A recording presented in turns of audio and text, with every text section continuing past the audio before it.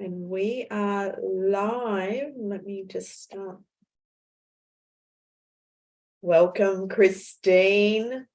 Hello, Linda. Hello. Hello from Alaska. So I'll just do a quick introduction for Christine West and welcome everyone. Christine West is in the business of people, is an industrial organizational psychology practitioner, lives in Alaska and the owner of the business MD. She helps business owners, leaders, and professionals crush people's stress, frustration, fear, doubt, and toxicity. She helps people to emotionally connect, have synchronized communication, and move people forward while understanding what makes them tick. This ends up creating an uplifting environment that brings out the best in people, where people want to fully participate. She leads her clientele to unlock one's inner mastery to be clear, brilliant, and effective with people, no matter the industry. Christine specializes in emotional intelligence and communication, leadership, behavioral modification, business psychology, and mind growth. And Christine is very personable, extremely intuitive, open-minded, and spiritual. She loves to play outside, travel, and her German Shepherd Zenzi, along with surrounding herself with forward thinkers, action takers, vibrancy, and authentic rebels, misfits, and innovators who have an out-of-the-box cause. Christine has a natural ability to infuse persuasive influence with her charismatic, fun personality and uplifting humor in her work. Her fun approach keeps those she is called to help motivated, focused, productive, healthier, and in sync with their goals. Welcome, Christine. I love that. Hello. Yes, welcome from Alaska. And so let's start off. Who are you? Who is Christine? And what makes you tick? Great question, because you just shared me on, all those words and all that, sounded pretty impressive, all those words. But who am I?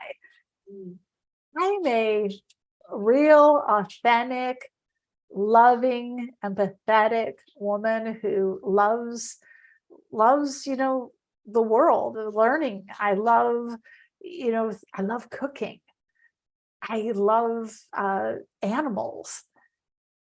I mean, I generally really love playing outside. I love helping people think and think for themselves, because, who am I? I'm a woman sitting in her command station here in Alaska, connecting to the other side of the world. And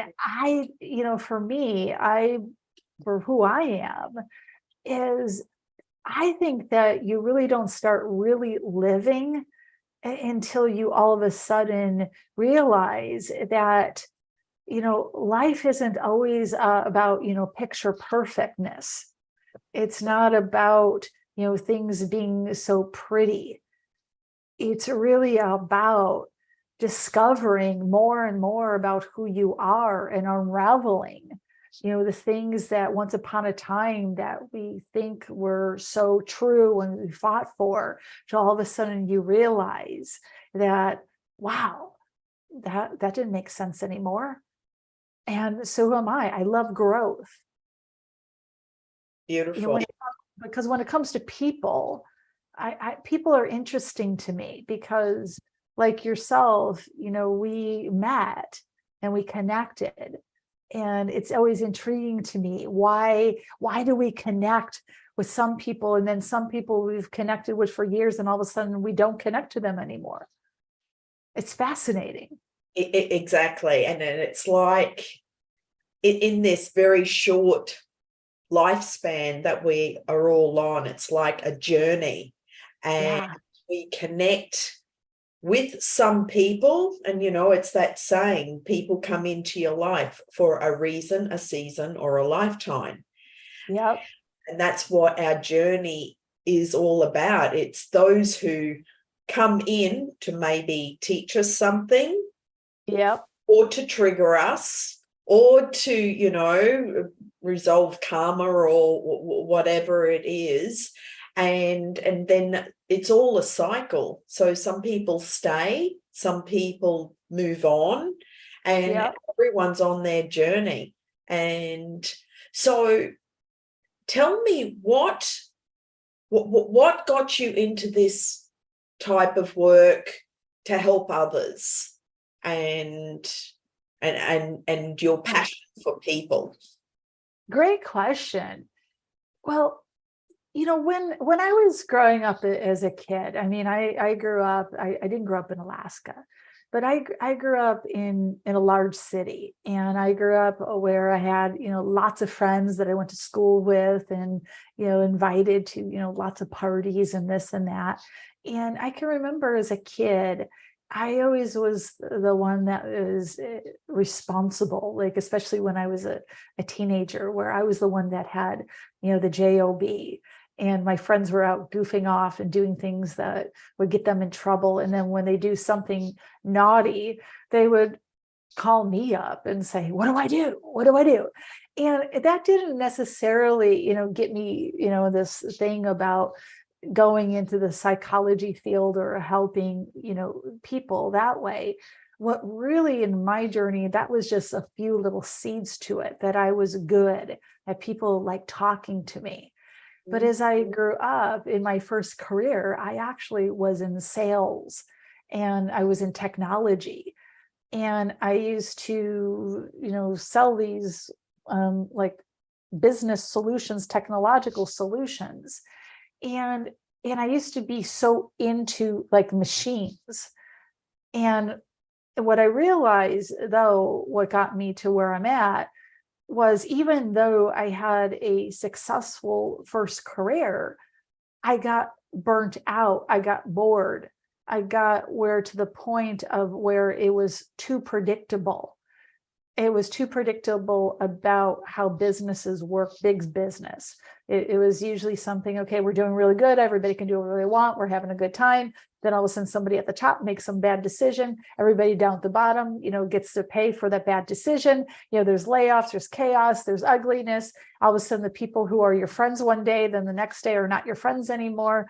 And then it was a little bit of a civil war, in between, with how people behave. So anyways, when I was getting what I would consider in 2001, I started getting glimpses of more of a consciousness to what I was doing.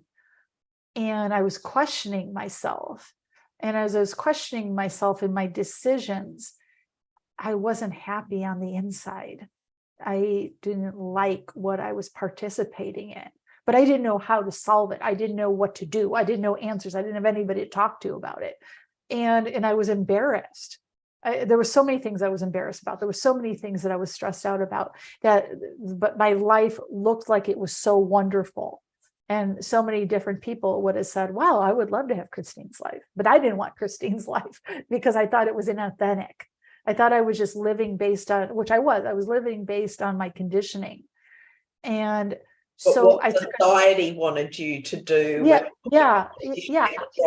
Get a job, move up, do this, have a secure job. Yeah. But you're not being yourself. Yeah. So really, to answer your question in a long-winded way, was I took a time out of my work, and I came up to Alaska for an adventure vacation, which I signed up for mountaineering, which I wasn't a mountaineer. Even though I always like to play outside, I didn't know anything about the backcountry of Alaska.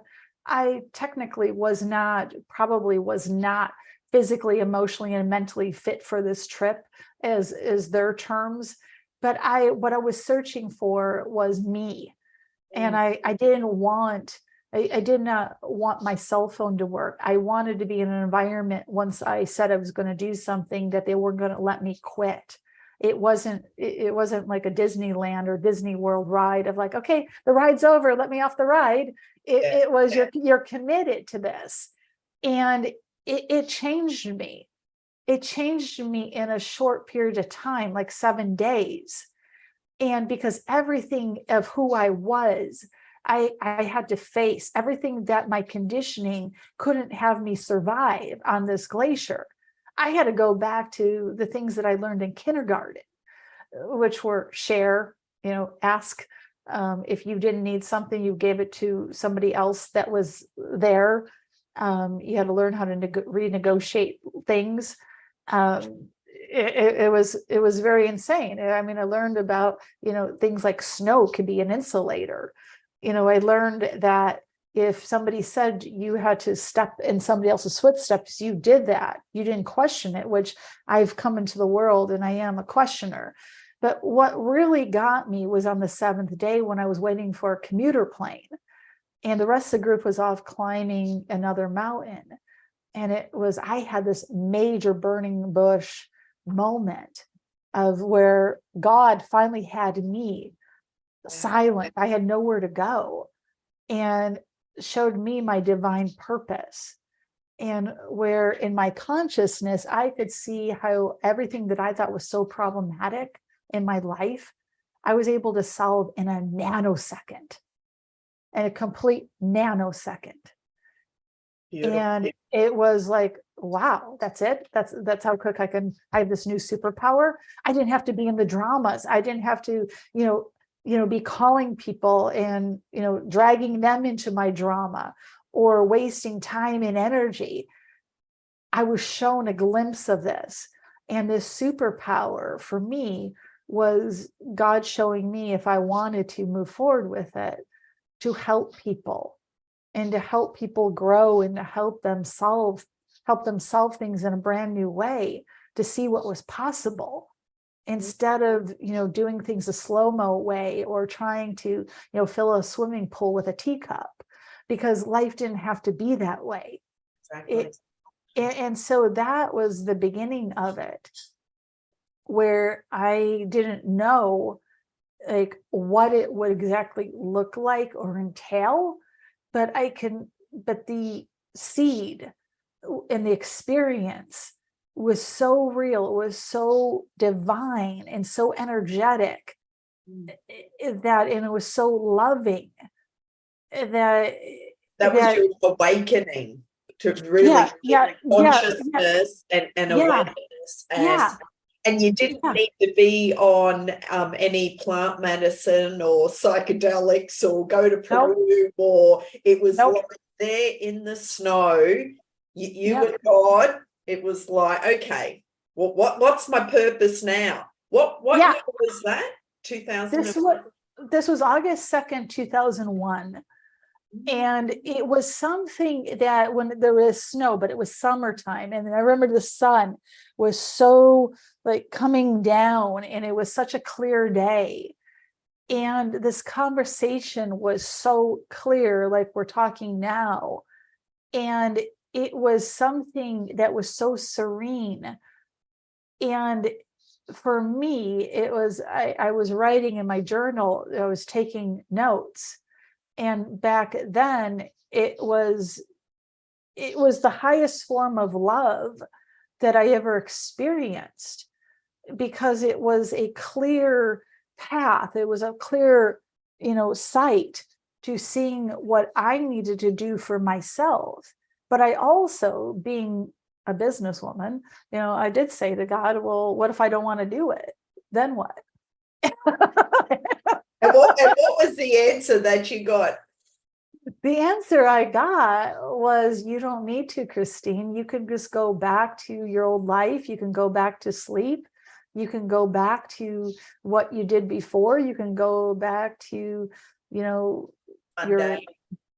dramas. You can go back. It's a bit like the Matrix, the blue pill or the red pill. What It was. But here's the deal, though.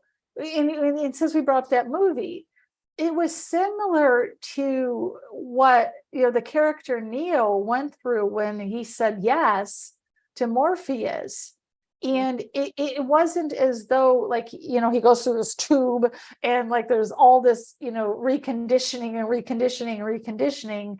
And I'm getting goosebumps. Yes. yeah. And so for me, it wasn't as though, because back then I thought, well, okay, I'm going to say yes to this, and there's going to be fairy dust, you know, sprinkled on me. And then I just get to be something else, but it didn't work that way. It was very similar to the Matrix, where he's just going through this and he was just like, okay, I got to go through this and I got to keep growing. But it's never ending, because that's part of what I think, that it's trendy today to spiritually awaken. But when I hear people say, when I became awake in this date, well, I just gave you a date, but that was a beginning. Yes. That was just a beginning. That wasn't a stagnation. Mm-hmm. That was the beginning of releasing all this outer stuff that, and it's still coming off. It's still shedding. Every new level is a shedding. Exactly, because it's we were brought into this 3D reality. Yeah. And that's heavy and dense. But as a soul, when we chose to be here on this planet at this time, we had a contract and an agreement already. And so in that contract, we said as a soul, we choose to learn and grow and upgrade our conscious human operating system and continue to grow. And that's where, as in this human body, and we get to make choices every day. And every choice is an opportunity for us to continue to learn and grow. Right. Yeah. And so back then, that was the first time, when I say I was risen above things, it was the first time in my life that I experienced the difference of a perception, which really, because for someone like me, it's fascinating when I am working with people, is helping them see things from a different perception. Mm-hmm. Because, and especially in today's world, and we're operating, there's a lot of people who are still operating in the 3D consciousness. Yep. And so there's still a lot of density. And as a collective, you know, we're still growing. And what's fascinating to me is the things that I have personally gone through, and the things that I have done for a living, of helping folks break through stuff, that as a collective earth, everything's coming to the surface.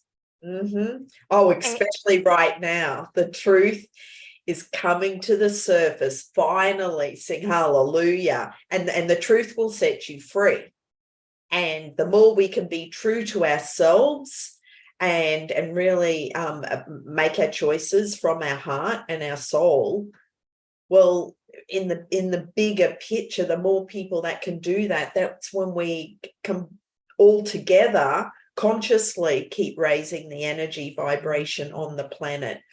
Yeah, and it's something that there's still many out there that are, you know, operating at that lower level, where they're angry and they're fearful, and, you know, they want to, you know, do like evil doings to others, and they want to see others suffer. And at least once you're out of that type of nonsense and that type of drama, you get to see it from a very different light, that it's where, okay, I really don't have time for that. Okay, well, this can be really solved very simply. Mm-hmm. Exactly.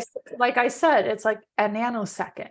It's because I realize through my evolution, my growth, and as I deepen my relationship with God and with Jesus Christ, that it's something that what I realize is so simple for me, that when I look at others, how they're solving things, I recognize, well, they haven't gone through my experiences yet. So they're still in a different consciousness. So it's difficult for them.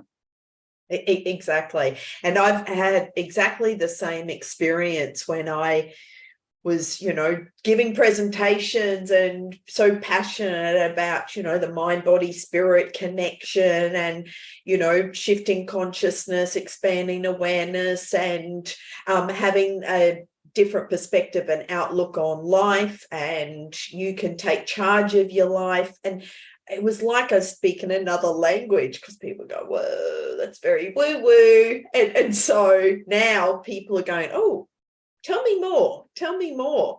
And it's all about us consciously really coming home in our heart to our true authentic self, to our soul, in order to do what we came here to do. And then we all have different stories and different paths on how we actually our why do we do what we do, and what inspired us to actually go down the path. So when did you actually study psychology? Was it after that? Oh yeah, after that. So I realized that in that moment that I was, back on 2001, I realized that I was going to go start a business around this. Mm-hmm. And so I didn't feel qualified for this vision. I mean, God planted the seeds in me, gave me the vision. And it was something that was very frightening for me, because there's a quick difference that I want, anybody who watches this, is there's such a difference between, like, say somebody says to you, here, I want to hand you like let's say if I have a suitcase, and let's say if I hand you like $10 million, and you're not used to $10 million. And all of a sudden you have to be responsible for that $10 million. That could be very frightening. Now, some people who are not as conscious may say to me right now, well, who cares? I had to go have fun. I go, yes, and you probably would.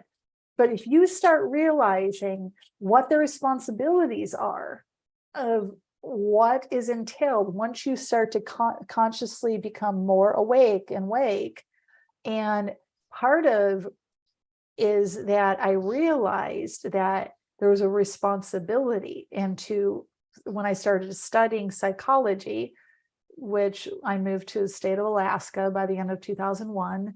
And then I started studying psychology, which then my master's studies is in clinical counseling psychology. But I never wanted to go be a therapist. I wanted to understand myself. I wanted to understand people. And then it wasn't enough for me. And so that's where I started studying at the doctorate level, the industrial organizational psychology. And then simultaneously, I started studying transpersonal psychology, studying like hypnotherapy and NLP and energy and things of that manner, and combined everything under my practice, because I recognized at least what I understood and what I was really good at it wasn't so much about what was inside of what I was aware of in the small little smidgen of my forefront of my brain or my consciousness. I wanted to better understand the things that I couldn't see, the abstract that was running the show, and to understand things that, like the default mode of fear, the default mode of doubt, all this emotion that is so defaulted inside of us. And for me, really embracing the language of business and with emotional intelligence and diving into that, and not looking at it from the view of this is just a skill somebody's going to have, looking at it from these are the patterns somebody holds. And the pattern, like any pattern, could be utilized for good, for not so good, or it could be broken into something better. And so that's kind of the fascination for me, that when I look at human nature. And how, looking at our world today and corporate, what do you see? And give me an example of a corporate company that you have worked with, and what kind of work did you do for them? Well, okay, here's an example of, something, some years ago.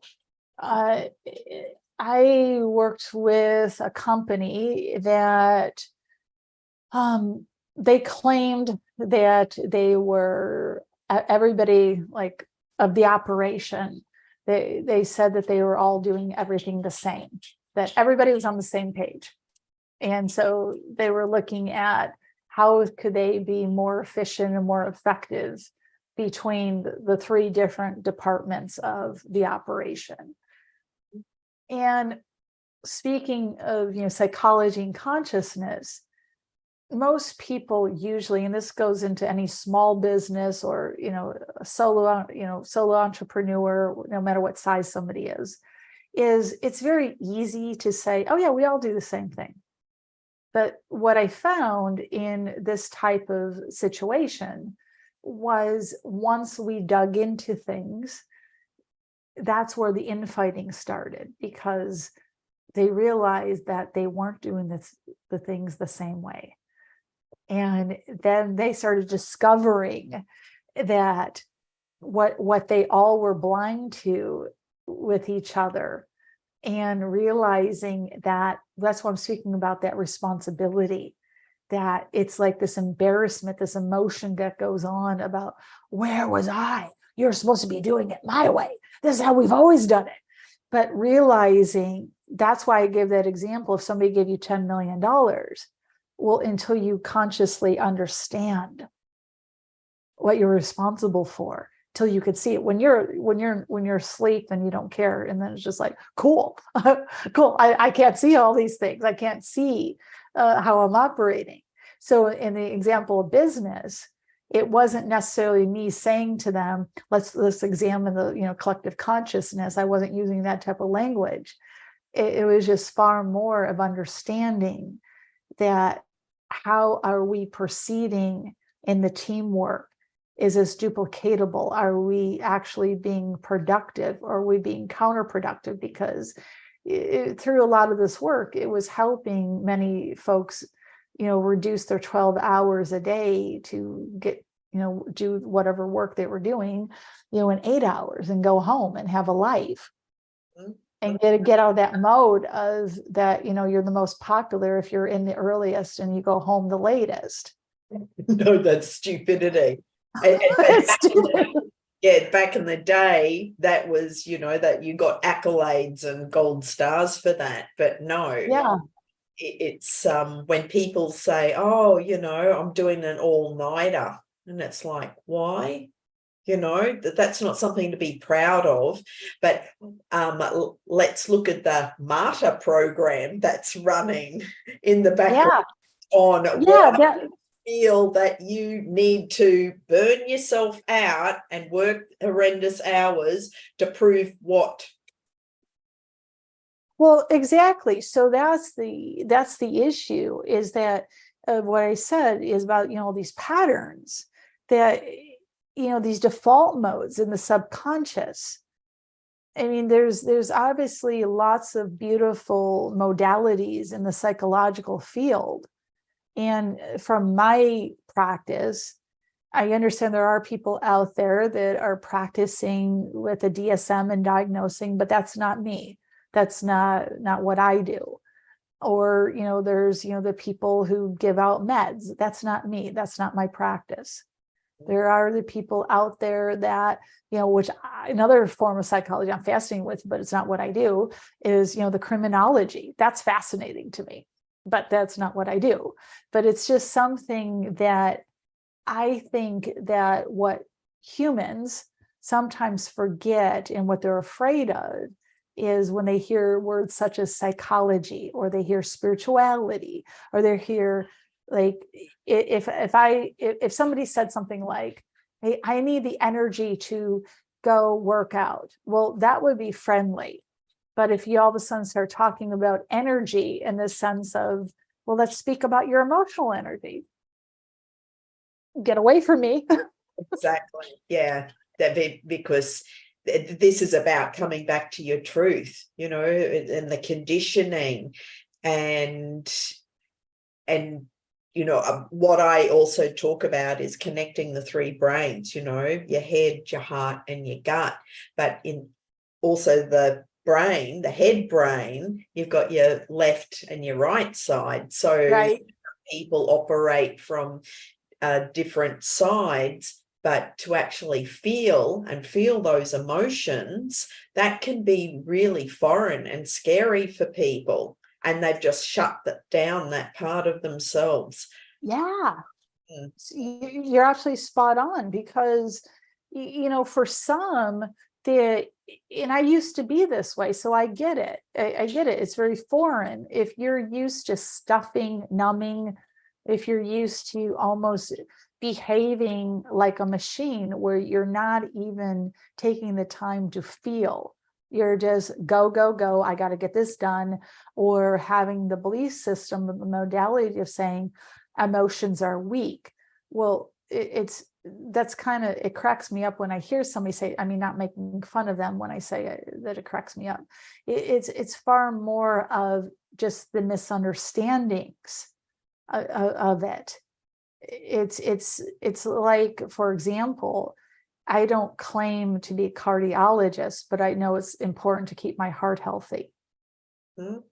Exactly. And so it's very similar to in emotional health, is that so many who, when the words say emotional intelligence, which is a very popular phrase today, is that there's such a misunderstanding about the depth of it.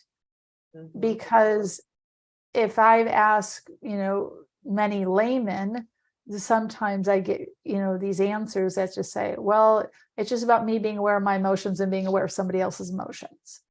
That's it. And what do you do when someone says that to you? How do you help them? Well, when somebody says it to me, it depends on the context. If it's something that, let's say, if they're a client, well then obviously they want my answer. They want more depth.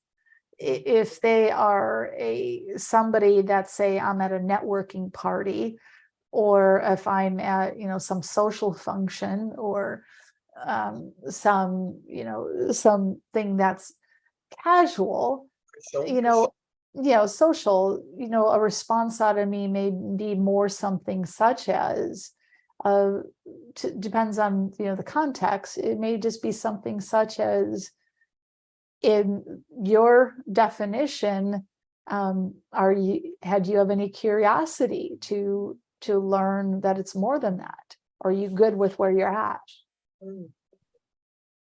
And exactly, and that gets them to think about, oh, where am I at? And am I truly happy? It's like so many people say their goal is to be happy. Well, happiness isn't a goal. It's a choice and a way of being right now. And it's like for what I've had to learn in my journey. And again, this is why I share with your listeners that waking up is not just an event. It's an ongoing journey. And so there was at one time in my life when I first started really, really understanding these things, and I would intellectualize them. I really wanted everybody to be on the same intellectual place as me, and you had to be, and it was like, it had to be like an argument over it, which is not really emotionally intelligent. So it's just something, just putting it out there. So there are ways to be assertive and empathetic, and which is part of emotional intelligence. But it's also, as you grow, as one grows, and the more you grow, and then you realize that it's not about me going around the world and saying I need to autocorrect everybody. I'm not, that annoying person. Like everybody gets annoyed on their cell phone with the autocorrect and some misword. So that so when I used to behave like that as the human autocorrector about emotions and stuff, I could see how annoying that was to people and how intimidating that was. Yeah. And so as I have grown, it's something that it's not my place, because that's a lot of energy. I'm not here to save the world. My teacher actually said to me, because I always had the belief that everyone on this planet was here to wake up and, be enlightened and be conscious. Yeah. And she reminded me, no, not everyone came here to wake up or be aware. And there will be many people that go to their grave kicking and screaming and still angry. And it may take several lifetimes for them to come to that place of peace in their heart. So that was a rude awakening for me, because it was like, oh, okay, well, that means I can only help those who are ready and willing. And yeah, that is a big... That's pretty big, because that's something, Linda, that it's quite freeing. Mm-hmm. Because at least the way that I foresee my work is to really help people feel that inner freedom so that they can find that peace. Yeah. And when one does that, that's when the true growth can start happening. Mm-hmm. And that's a lot of reasons why I didn't want to practice in the psychology field, where I was looking at people from a perspective of there's something wrong with them, or something is, that they got to be put in this fine, neat little box of a treatment plan. And I understand that, there are people out there that's what they do, and that's how they get paid, and that works for them. And those who participate in that, it works for them too. And that's okay. And that's something, and that's huge emotional maturity to get to that place.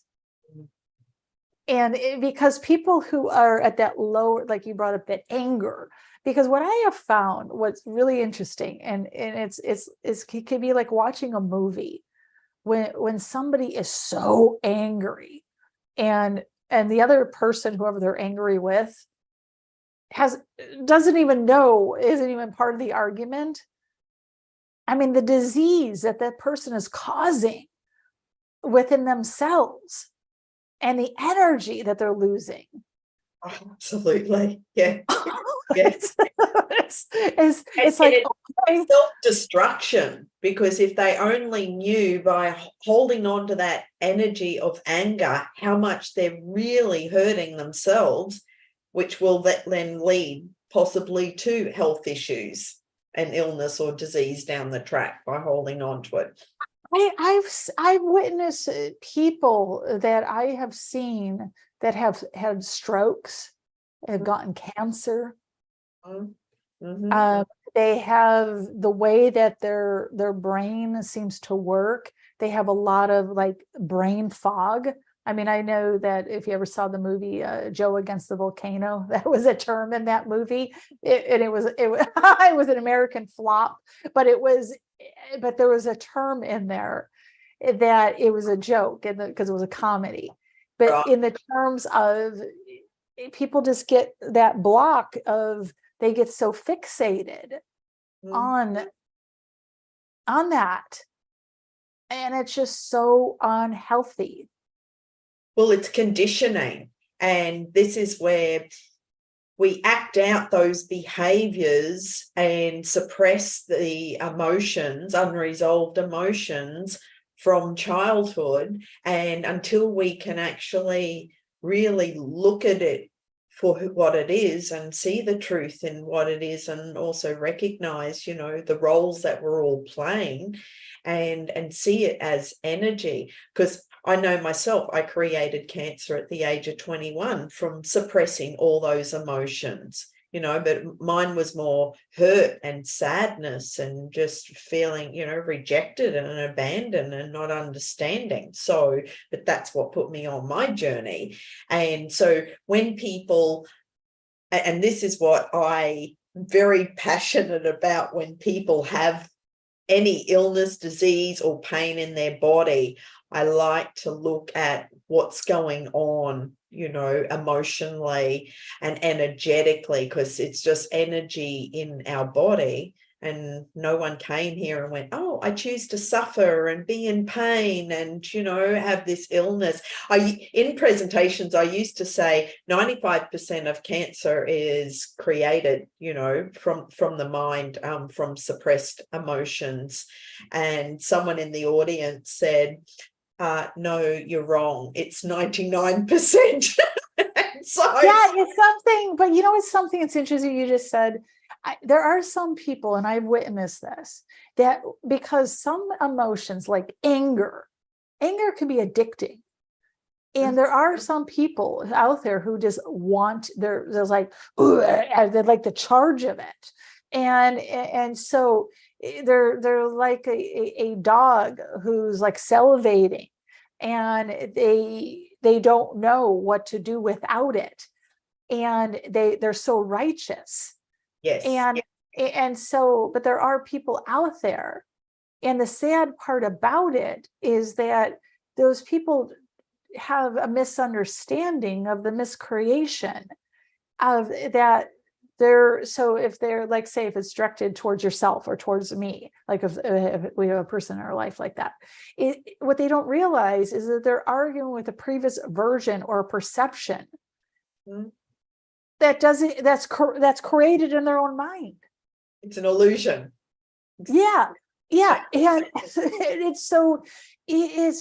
And so truth always comes out.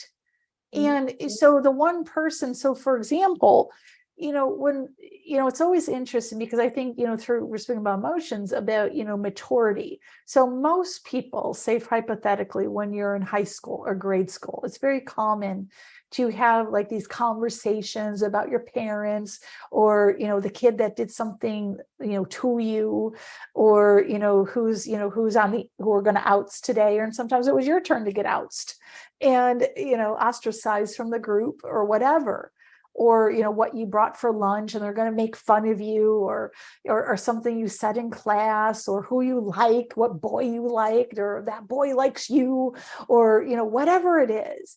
But as you get emotionally more mature, some people still behave that way, you know, their 20s, their 30s, or 40s, or 50s, or 60s, 70s, they just continue on life that way. But others go through a cycle of saying, I'm no longer interested in the gossip, or I don't really care that she is wearing something or her hair is messy, or I don't know, it's not a concern of mine. I don't care. I'm more interested in building my dreams.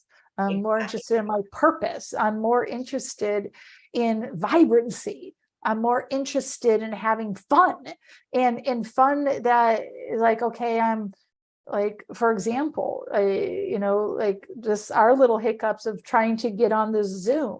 I mean, we could have spent, you know, all kinds of time and wasting time about, okay, what happened? Or, you know, one's mad at the other, and it's just like, okay, it's like, it doesn't matter. We're here now. And that's all there is. There's only the present moment. And yeah, we are in Mercury retrograde. So this is where, you know, miscommunications and the energy is a little bit, you know, screw it right now. And you just have to really come back to your heart and have love and compassion for yourself and others. And really, at the end of the day, it's like, it doesn't really matter. It doesn't. And that's part of, you know, the awakening and the maturity process is that you stop being in that, you know, place where the world revolves all around you. And so that's, part of, the journey for me, at least in my experience with emotions and what I teach, is because, if I look at a leader, somebody to be emotionally effective in their leadership is not just about connecting with people, but it's also knowing how to use that energy responsibly. Are you as a leader, say, because I mainly today, support small business. And so it's something that if that leader is, say, for example, gets so stuck on, okay, everybody came in late, and okay, I'm going to harbor, anger all day because you're 5 minutes late. Well, that's not really effective.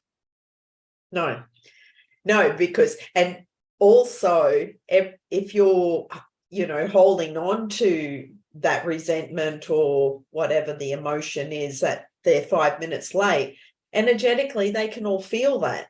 And so it's just going to have a negative response with everyone around you. And that's where it's about taking responsibility for who you are being and how you show up energetically, and do your own inner work and actually being responsible for every single moment, how you're relating to other people, and really just operating more from your heart space with love and compassion for every single person, because everyone's doing the best they can. So, and it's not always about you. Well, correct. And that's the part that I think that people are, they're missing the mark about so many things. And that's why I said about the responsibility, because there's an emotional responsibility as one wakes up. There's something that I want to, add, this recording is, I think that at least how I used to think about waking up. And to me, waking up used to think of this euphoria of like, you're going to get to enlightenment type thing. And that, so it was very similar to, I'm going to climb a mountain and I'm going to be up there and I'm enlightened now. And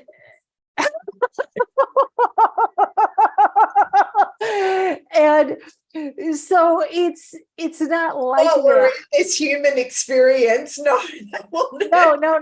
And so it's being conscientious of, where you're at, with your energy. Are you throwing your energy around?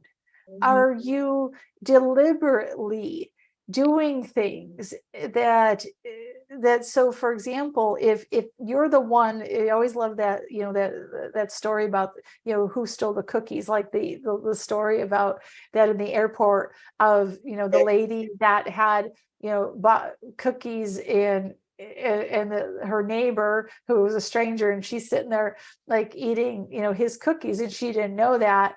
And, he took one of his own cookies, and then she was accusing him of things. And well, Wayne Dyer told that story. Yeah, exactly. And so part of that type of stuff is, it's the responsibility of that. If we have an issue, we both have part in it. Yes. Whether you like it or not. And the whole entire thing of, for example, of, I don't know if you were told this as a child, but I can remember, one line that I was always told of, don't get involved with that. Don't get involved with that. That's, and so, but there is a responsibility that we're all involved. So if your part is that there's something that you could have helped, or you could have, spoken up, or you could, or you're just going to be the person with their head in the sand. Exactly, because everything that we're thinking and speaking about collectively has a response or a reaction to everyone around us. And this is where we're at right now with humanity. It's like, look what's happening on the earth right now.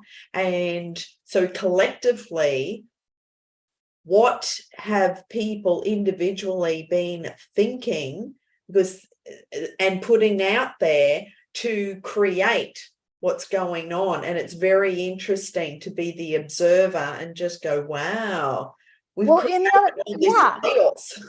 And the other thing that's very interesting is in today's world, what could be happening like right now? So like say an event happens, let's say my hands like this event. And just because whatever, different views of that event, so there's all kinds of things like, in the United States that, like, for example, the Maui fires, there's all kinds of stories about that. Okay. So then today, Donald Trump got arrested and a bunch of other people. So there'll be stories about that, the different perceptions. And so I'm just speaking from the different views of different things. And because there'll always be the angle that says, from politics, there'll be those who are the haters of Donald Trump and saying, okay, this is, he's finally in jail and blah, blah, blah, blah. And then the other side will, say something different. But there's the interesting part, at least in my learning, is that once you see these tensions of the opposites, I mean, that's a good thing, because then there's going to be this brand new like truth that comes out that we don't know. Yes, that's and the reason I bring that up, because I was thinking about this today, and this applies to what we're talking about, is if I look at, and as the more I get to know Jesus Christ, and the more that I read the Bible, is that like the pharaohs were so convincing to everybody that Jesus, he's blasphemy, and all these things that he says he's going to do, and they're mocking him, and then they crucify him, and they're still mocking him, and then saying, okay, you said you're going to do blah blah blah blah, and they're still mocking him, and then all of a sudden, 3 days later, he resurrects from the grave, and the wrath of their temple has an earthquake or whatever it was of however it got destroyed, and all these different things. Then all of a sudden they're standing like, he was the Son of God, he was the Son of God. Exactly. So how things may look don't mean that they are as they appear. Well, and when it comes to, say, natural disasters, looks what's happening, with LA and the flash floods and the hurricane and the earthquake. And so this is where energetically on the planet, the energy, and Mother Earth is doing some cleansing and clearing to help wake up humanity. Yes, because exactly. Yeah, with it's the same kind of thing of like in the biblical times of similar, that okay, all of these strange occurrences. So it just depends upon what lens somebody and where they're at in their consciousness. That's right. Because it's something that if you're looking at, just like my story about being on a glacier in 2001, when I was looking at my problems or where I was at in life from a lens that was as high as I could go, it wasn't until God elevated me that I can see things from a light of saying, this is so ridiculous, it's so simple. Right. This is so simple. And why was I participating in all of this? Yeah, because it's just low vibration energy. And why people give it so much power. And that's the same with people's stories. They keep telling the same story. This happened to me, this happened. And they're just playing that victim role. But it's like, well, hang on, it happened for you. What did you learn from it? Look at the bigger picture. And once you gain that understanding and learning, then it changes everything, just like that.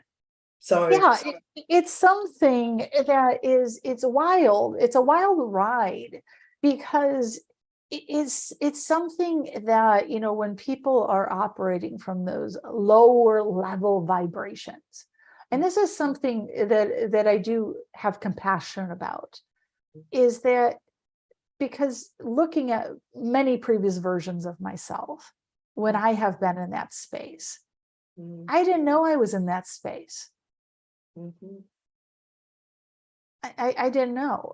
So as I look at it from where I'm at now, I get it. And so that's where there's a deeper compassion.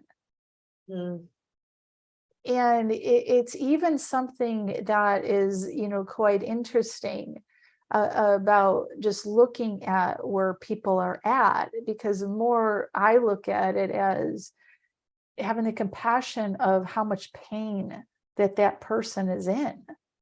Absolutely.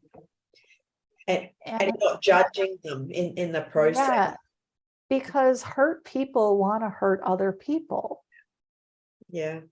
And when people are that hurt, or they're jealous that you're free and you're no longer being triggered by the stuff that once upon a time that you participated with them, it's that righteousness and part of, the, waking up is understanding the relationship, to me, between, the human ego and the higher self.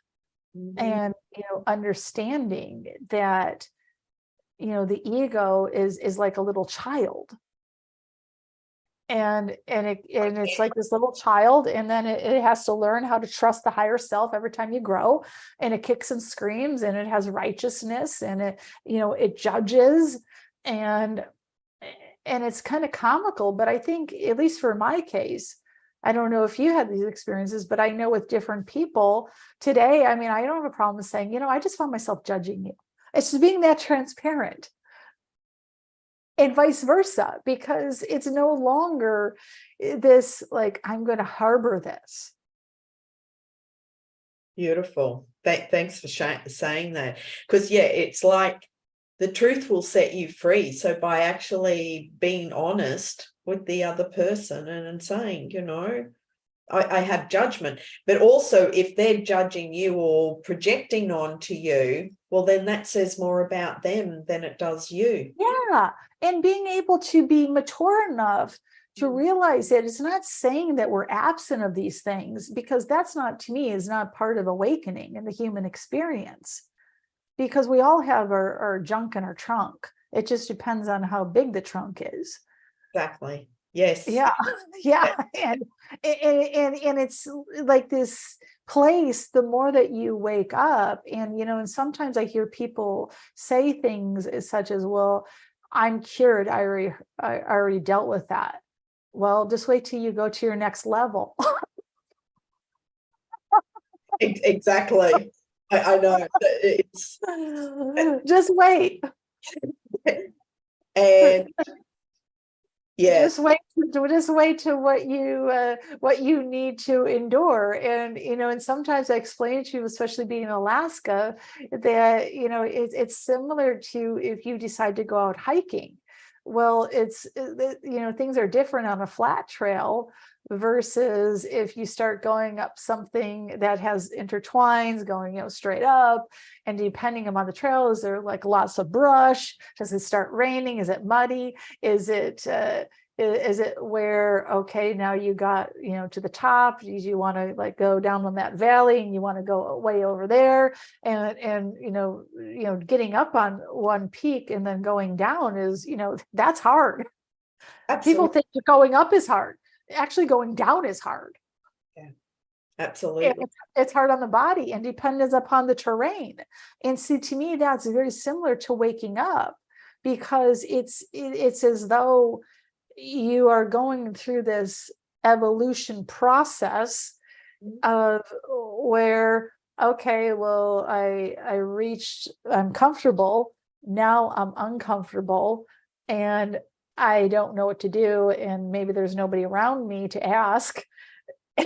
So now I have to learn how to trust me, Exactly. And trust the process, like the butterfly in the cocoon, it goes Yeah. through that transformation of struggle briefly in when it breaks free, and then it turns into a beautiful butterfly. So that whole transformation process is what humanity is going through right now through their rebirthing.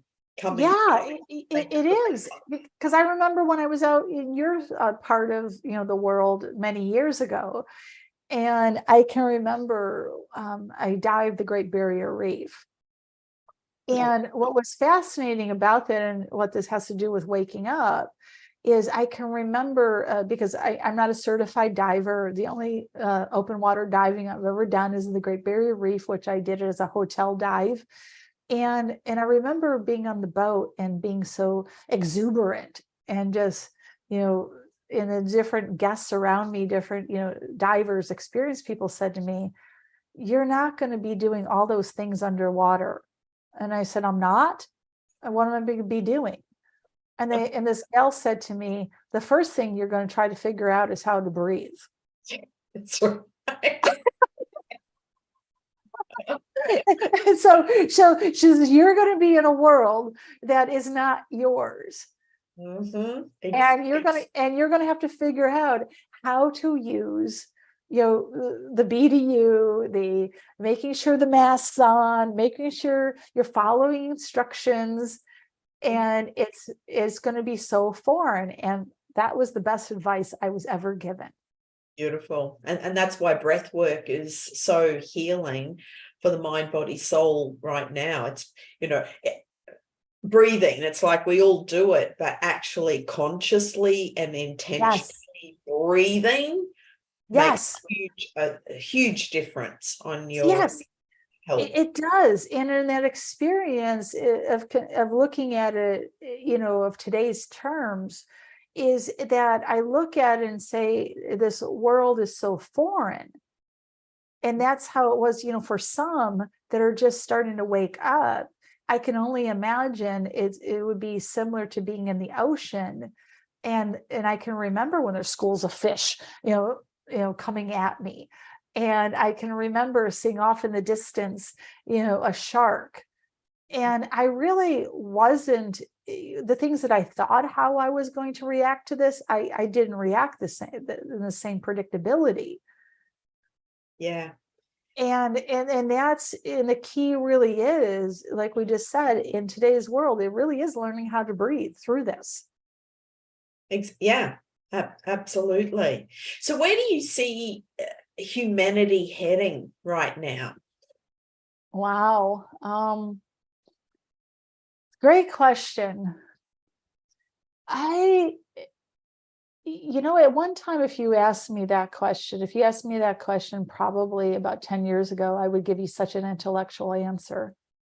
And now what I really see and am experiencing is, I think that humanity is going to continue to consciously, repeat certain lessons until they got the lesson. I think that humanity is going to eventually learn how to better collaborate with others, because we're certainly not in an era of I does not work. Exactly. Yeah. I would say that, it's either, the simplest way, I think there's a whole lot of either change or die. And when I say die, I don't always mean that you're going to die like physically, but you're going to die in you're going to, whether you like it or not, you're going to have to do things outside your comfort zone. I don't care if you're a business. I'm going through that. Okay, what do I got to learn today? What do I got to do? How do I have to show up? It's really about being authentic. People need to learn that. myself, I truly believe this is that this is really a time to repent, to be aware, to forgive ourselves, be super clear about where your values are, who your master is. I mean, there's a huge spiritual war going on right now, and you can't serve both masters.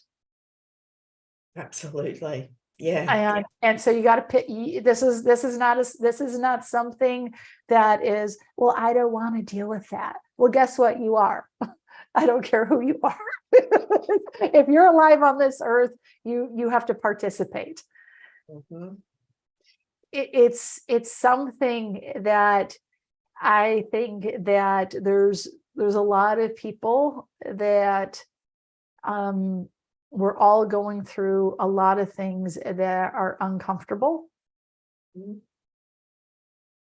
And so what advice would you give to somebody who is feeling that discomfort right now? They're starting to wake up, they're open to learning, discovering more about themselves. What advice would you give them? You know, three tips to help them on this journey. Well, number one, I would share is you're not alone. You're just not alone. Number two, I would suggest, instead of awfulizing it, begin to see the fun in it.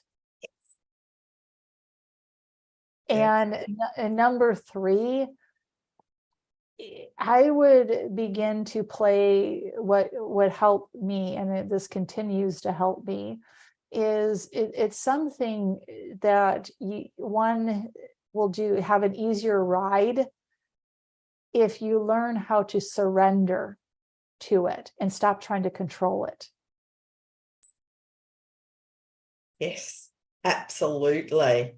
It's stuff that if you can learn to master those things.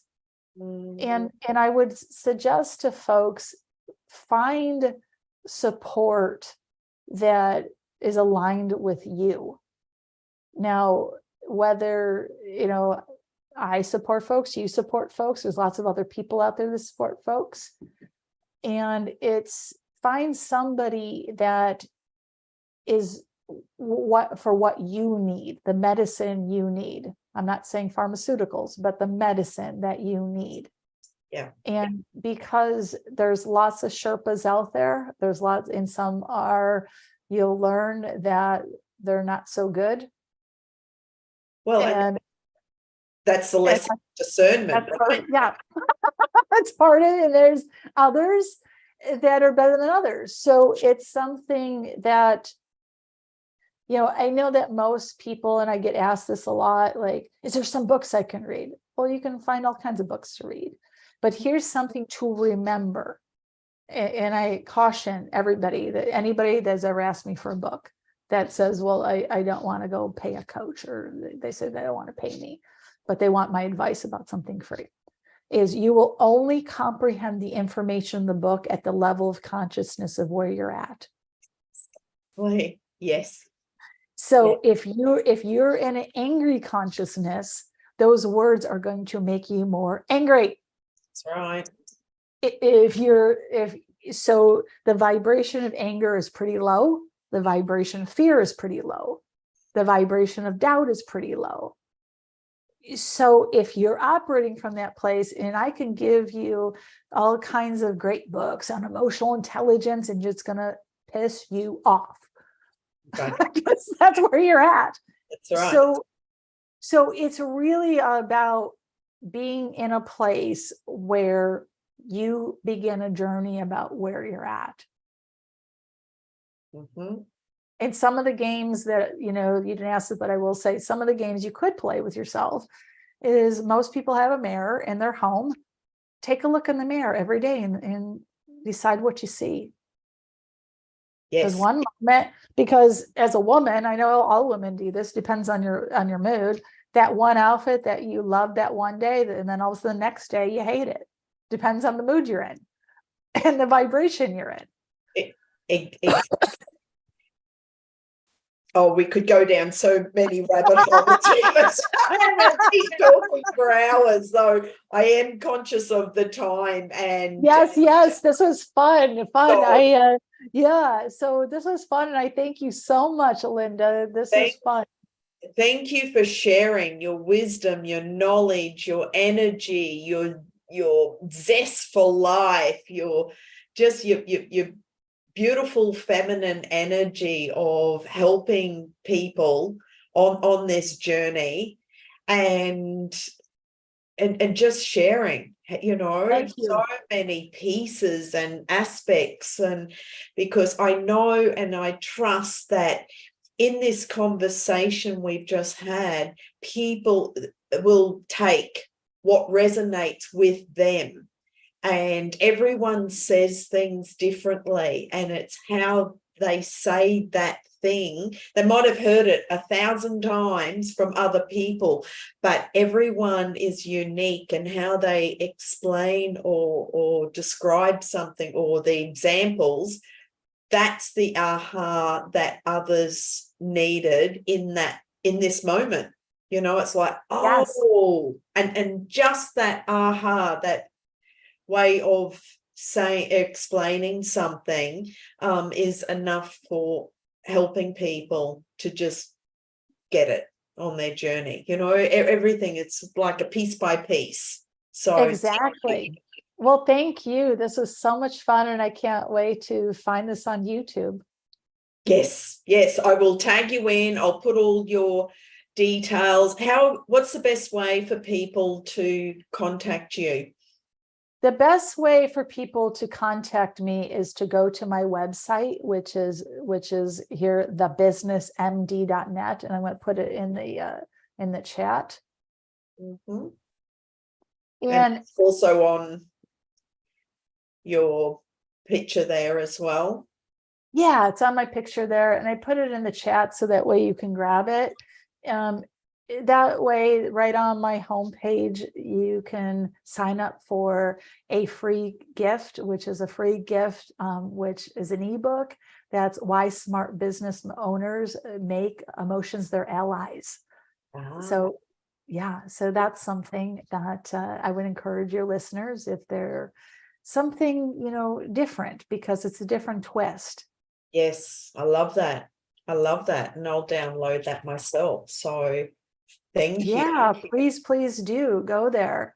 And thank you so much, Linda, and we'll be in touch very soon. Absolutely. It's been a pleasure, Christine. Thank you so much Yes, for your time, your energy, and the joy that you bring to the world. So thank you so much. Thank you. Take care. thank Bye. you. Bye, Bye. dear.